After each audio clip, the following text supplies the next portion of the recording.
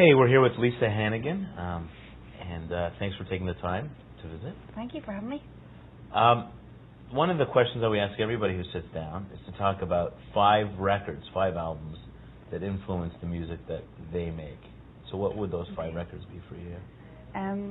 Probably the first one I remember hearing as a kid was Joni Mitchell's Ladies of the Canyon, which I still know all of the words for, start to finish. Because my mother was a big Joni Mitchell fan and would play it when we go on long car journeys, and it's still one of my favourite records. So I suppose, Joni Mitchell is obviously incredible, and I think lyrically she's so fantastic. I think that I would aspire to, I would love to, I couldn't even write anywhere near as interesting a line as she would, but it's always good to aspire to something. Absolutely. And then the second one is like a best of Nina Simone record. Of course. That was also involved in those car journeys that I still have. I think it's called Sugar in My Bones, a double record. Her voice, I suppose, is just one of the most beautiful ones out there. So that would have to be it. And then the third one, they all seem to be women so far, would Makes be, sense, I suppose. Third one would be Maria Callas. I got a Maria Callas compilation record when I was a teenager, and I got mad into opera then for a while and thought that I wanted to be an opera singer. And that was all my teenage angst was spent singing opera in my room, or singing along to my record. More than singing it myself, and being all angsty, pretending to be a consumptive heroine. I just don't see you very angsty.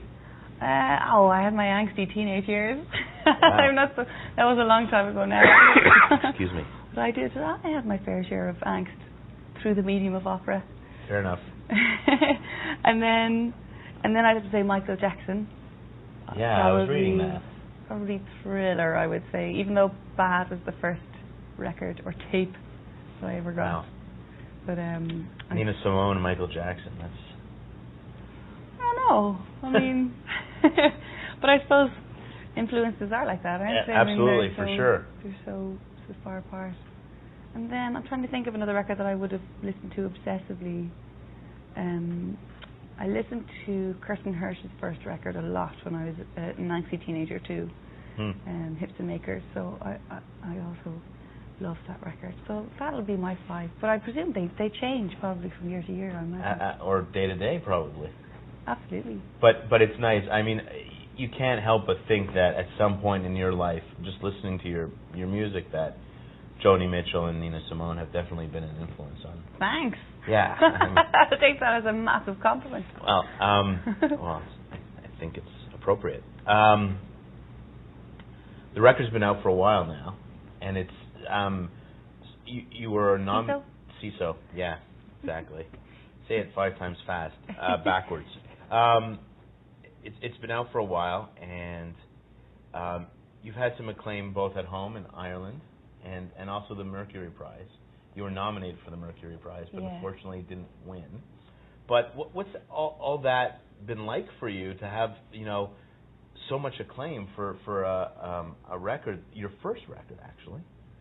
It's been amazing. I think it's been really exciting. I just made the record I wanted to make, and I obviously didn't think about anything like that. But it was very heartening, especially the Mercury Prize, because it's a big deal, especially if you release your record independently, and nobody knew who I was at all. Obviously most people still don't. But in the UK, that was amazing, just to get put in a shop. It was very hard to convince people to take your record or play your record on the radio or anything like that. So it's really helped. It's been great. Those who do know you and knew of you when your record first came out, obviously knew of your collaborations with Damien Rice. Do you think at this point that period in your life is sort of done and shelved because you are doing so well on your own? Well, I think it is for me. I understand why people would have it in their mind still, obviously. But for me, it's certainly I've kind of moved on now. It's a good few years ago. Yeah. Now, so, and I've been so busy and done so much on this record that I feel moved on. You've collaborated with other artists, whether it's Gary from Snow Patrol or some of the other collaborations. Is there anybody that you haven't worked with yet, and as a young artist that you really would like to work with down the road? Sure. I mean, yeah, I'd love to do interpretive dance or anything for David Byrne, or wow. I'd love to, play maracas with Wilco, or there's so many bands just that I'd be a big fan of that I would love to play with, or just watch them play. Really would be fun. I know that you've done a lot of work with Oxfam. Are you on the Seven Worlds Collide record? No. No, you're not, eh? I heard about that though. Yeah, it's a brilliant record. Yeah, I'm looking forward to getting that. I was talking to a friend of mine, Pat Sansone, who plays in Wilco, and he was saying that he did it and he really enjoyed the making of it. And they made it in New Zealand or something. Yeah, at Tim Finn's studio. And so Liam is on the record, of course, and then the guys. I only brought it up because you want to play maracas with Wilco, and and they play a big part on the record as well. So we put in a good word for me. I will, and Liam Finn will be back here next week, so I'll put in a good word for you. Okay, thank you. What's been the best part of all of this success till now, aside all the acclaim, I guess, which is exciting? But what for you, touring the record and everything else? What has been the most exciting part of all of this? I think it's just playing on stage in front of people, playing my own music. I hadn't ever really imagined that it would be as enjoyable as it has been with my friends. All the guys in the band are my friends, and just for us to get up every day and play music for people is just amazing. I've sung backing vocals for so long and loved that and everything, but to play your own music for people is really something special. I didn't realize how special it would be. There are very few musicians that appear on the Stephen Colbert Show, and you're one of them. What was that whole thing like? Because Amazing. His personality is so different from somebody who probably would enjoy the Lisa Hannigan music, like his persona, at least on air. Sure, of course. What was that? What was that like for you? I don't know if his persona enjoys much of anything, really. It was incredible. I was a big fan of his. I'd gotten his book and everything, and it was completely out of the blue. He'd seen Stephen Colbert, the person, as opposed to the persona. I'd seen a little YouTube clip that we'd made in a tiny little pub in Dingle in the west of Ireland, and he just said, "Who are those guys? What are they doing?" And we just happened to be on tour in America. Wow. And he was absolutely lovely. He just said, when I'm in character, I'm going to rip up everything you hold dear. So don't feel too bad. And then, you wouldn't recognize him in his normal clothes without his Lego hair and his. It was very different. I just spent the whole time laughing, really.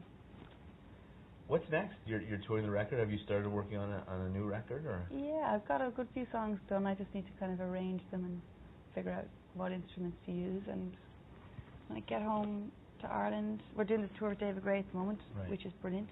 Playing Massey Hall, which is brilliant. Very excited. Joni's played that stage a few times. I'd say she has. I'd say everybody has. Totally beautiful venue. Can't wait. I suppose, just get the second record kind of done and keep doing the thing. Finish touring and just do it better. Do it again, do it better.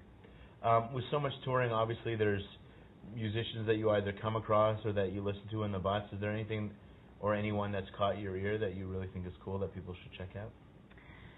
Well, I've just started. I was telling you about my new record player for the bus today, and I have a Dirty Projectors record, which I'm absolutely loving, and it's great on an actual record as well as opposed to a CD. So I have that one, and I'm going to pick up a few more today. I don't know. I want to get the Fever Ray record, and